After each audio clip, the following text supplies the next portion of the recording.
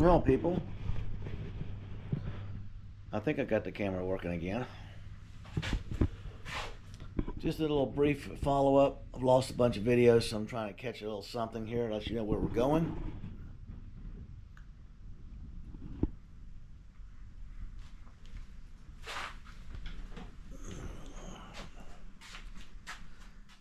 That is the LS, almost ready to be married to the transmission.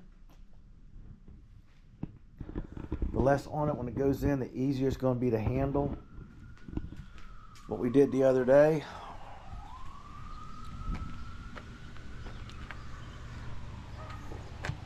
rack and pinion, motor mounts on the mock-up.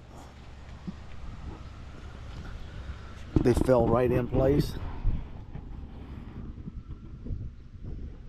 The steering is right where it should be, with some room.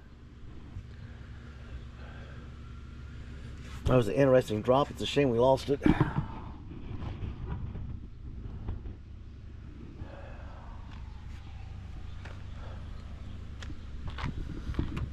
Got some rust inhibitor sealer stuff in here just to protect it because it keeps getting some moisture in it when it rains. Still working outside. Took the tarp off because we're not supposed to have rain for a couple of days, so I'll have to watch the weather.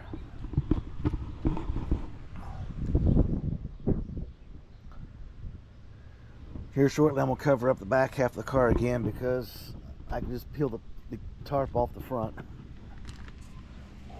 And right there's where she sits.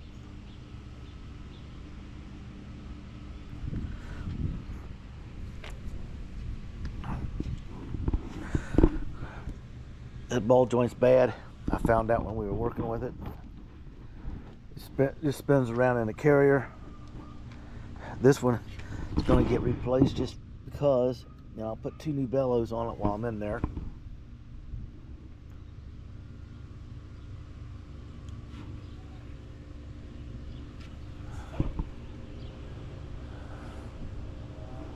Right there. She's tight, but she's right.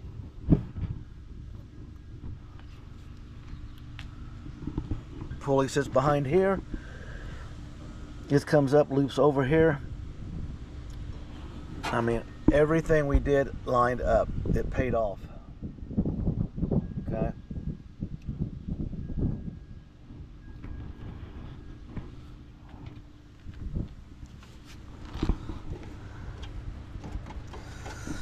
You got to get a little bit more rust proofing, seam sealing going on. This coat just really made it stand out. Some places I need to do.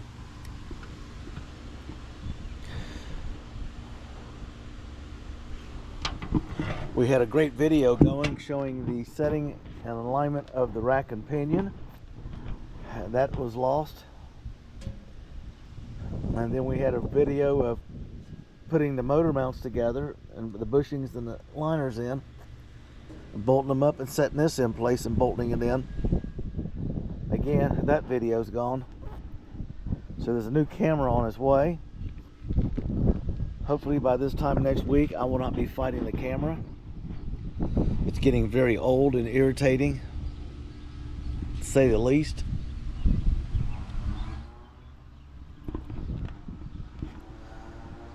I want to move in because once the headers are in where they belong, they'll come right down here where my fist is, behind the tire right here, and it drops down to the exhaust and then does its 90 out of the way.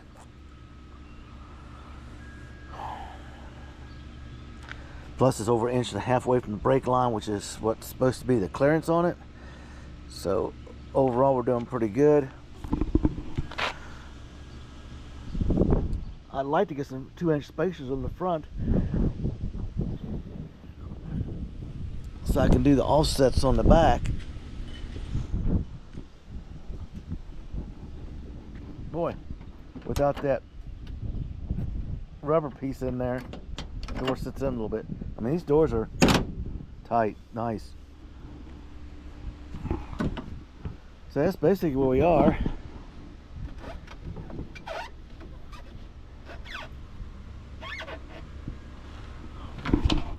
Wheel straight, tire straight.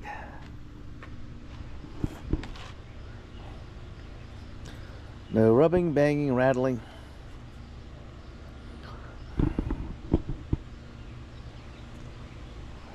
I am most likely going to start some body work until I can get the plasma cutter over here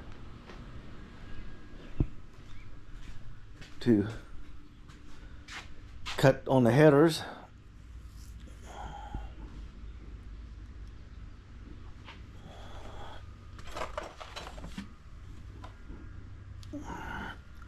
I try to get them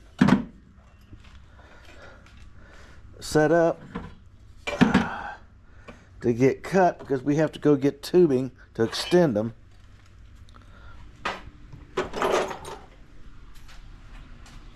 And that's where we are. Underneath, I filled up the voids that I made when I enlarged the tunnel. Little pockets that were created that was just there. Filled them full of foam to give it a little insulation, soundproofing, and not to let it vibrate. Because the metal we put in is thicker than the metal we cut out. That was the plan.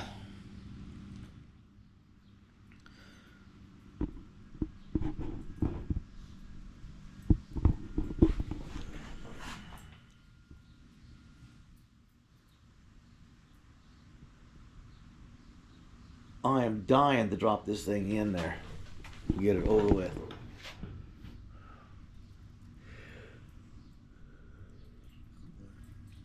I'll have to get some stuff moved around. I ordered an oil filter for it. It turned out to come in. It's the wrong oil filter. It's the one it calls for. It doesn't fit. So this pan has been changed. So I got to go pick up a 3335 Fram. There's Miss Gabby. She's out there inspecting my work. Plus trying to see if there's anything out there she can steal and carry out in the yard. She's good. If you got missing nuts and bolts, right there's the little gremlin that does it. What are you doing, girl? Hey. No. You can tell she really wants to listen. What'd I tell you? There's never a dull moment around her. I gotta make sure there's no pieces of sharp metal laying on the floor or anything hot when I've been cutting it, because she'll run up and grab it and cut her and burn herself.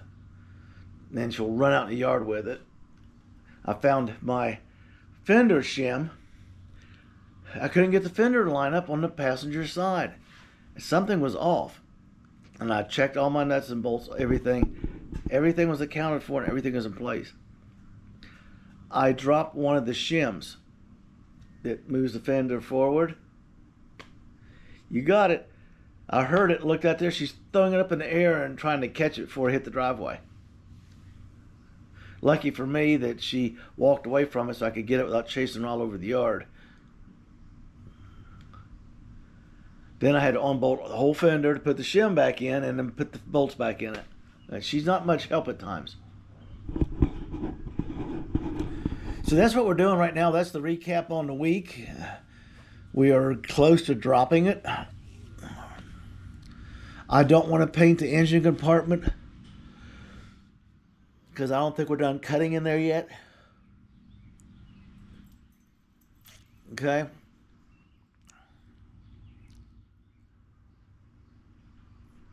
And then I just want to paint it. And then, like I'm saying, we got the heater box to go in. We've got stuff to go in there because once the headers are made and we can drop the engine and bolt it all up, put the headers on it, I'm going to put the front fenders back on it and start doing a little body work on the nose of it while I'm soaking the nuts and bolts and getting ready to gut the back half of the car. We got a rear end to set. We got shocks to add. Right, rubber baby buggy bumper to remove. all the bright work, all the windows and glass and everything have to come out of the doors down to a metal shell so we can start working on her. At that point, most likely she'll be sitting right where I'm at, jacked up in the air like it is now, with nothing under the back of the car, so I can work at will under it. And if not, I can work on the body work.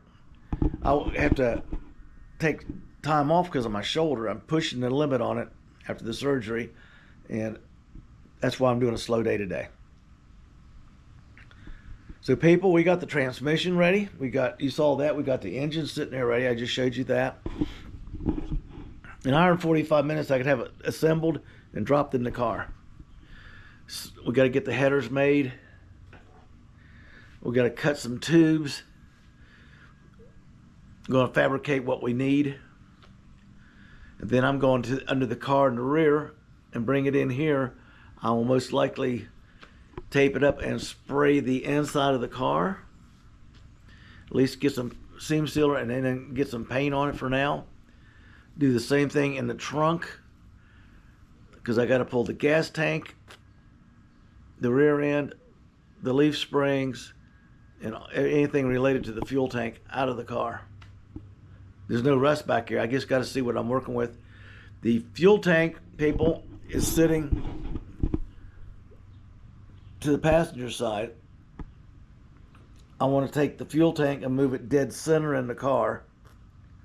And then the battery goes from behind the passenger seat to the passenger side in the trunk, if that makes any sense.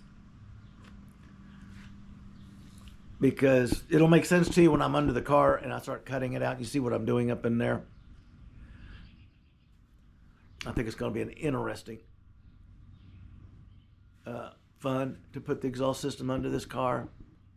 So I'm probably going to be plumbing rear end, exhaust, and shocks and leaf springs all at the same time, so nothing's in anything else's way. I have no other way of doing it.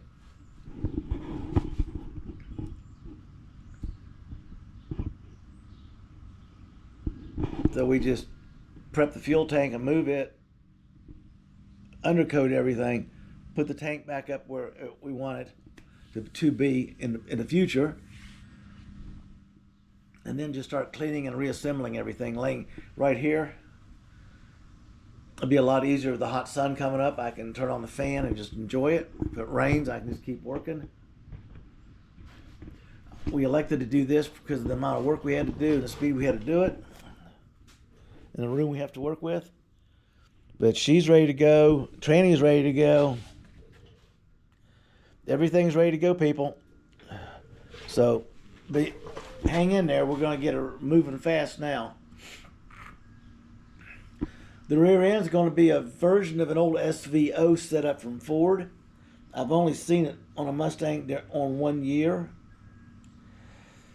I'm going to give it a shot to make sure it's going to do what I want it to do. I'm pretty sure it'll stabilize it because these cars are light. Hopefully I got the weight transfer I need. Right now it's back inside to the computer. I have to figure out tire width, rims, spacers, adapters, and just kind of start working those problems out as I'm getting ready to button this thing up. It took an hour to assemble the rack and pinion in the car perfectly. And then that 35-minute video, I'm going to sneeze. And then we took the motor mounts, laid them on the bench, put the bushings in them, put the sleeves in them, bolted them on the summit, took it out there and flopped it down in there, lined it up, got underneath the car and pushed the bolts in it. Shows you how everything lined up, and that video's gone. So I got a new camera, like I'm saying, on Thursday. Hopefully I'll have it up and running by Friday. I got to get some stuff built on this thing.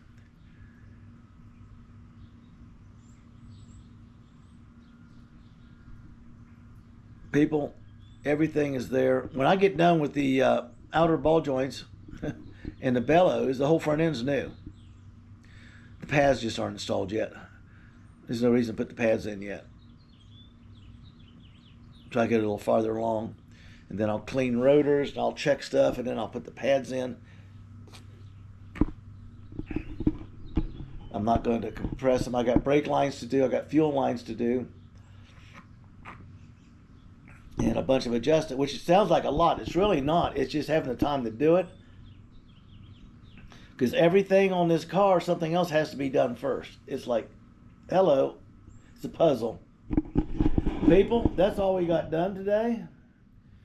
Just throw a short one out there today. That's all I can do.